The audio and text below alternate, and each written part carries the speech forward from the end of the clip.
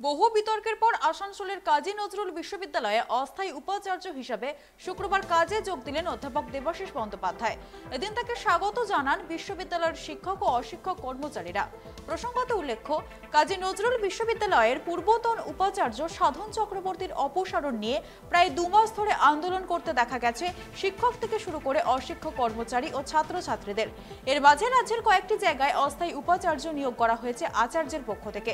শুক্রবার আসানসোল কাজী নজরুল বিশ্ববিদ্যালয়ে কাজে যোগ দিয়ে অস্থায়ী উপাচার্য দেবাশিস বন্দ্যোপাধ্যায় বলেন, তার প্রথম কাজ হবে বিশ্ববিদ্যালয়ের পঠন পাঠন, ছাত্রছাত্রীদের স্বার্থ, শিক্ষক ও শিক্ষাকর্মীদের স্বার্থের দিকে নজর রাখা।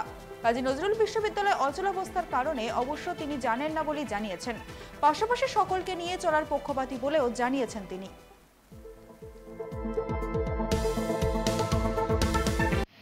অচলাবস্থার কারণটা কিন্তু আমি এখনো জানি, সেটা আমি সবে তো জয়েন করলাম।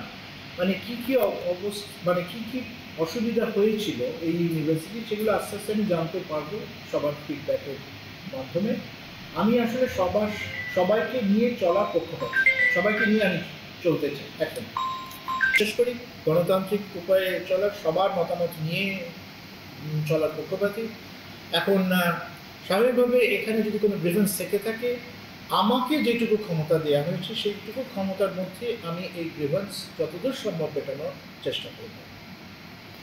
এবং সবার আগে আমার যে মানে আমার পলিসিগত প্রিন্সিপাল অনুসারে যেটা অগ্রাধিকার পাবে সেটা হচ্ছে এই বিশ্ববিদ্যালয়ের পঠন পাঠন, ছাত্রছাত্রী আমার সব কাছে এবং শিক্ষক কুল আমার এবং নন টিচিং স্টাফ এবং সমস্ত কর্মীদের ইন্টারেস্ট আমার কাছে সবচেয়ে বেশি প্রাধান্য পাবে।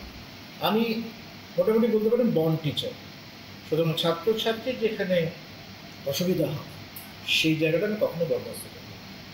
এবং যদি আমি মনে করি যে আমি পাচ্ছি না, আমি সঙ্গে সঙ্গে ইস্তফা দেব। আমি আরও বেটার কাউকে, যে আরও ম্যাচিওর, যে কাজ চালাতে পারবেন, সরকার মনে করলে তাকে সেখানে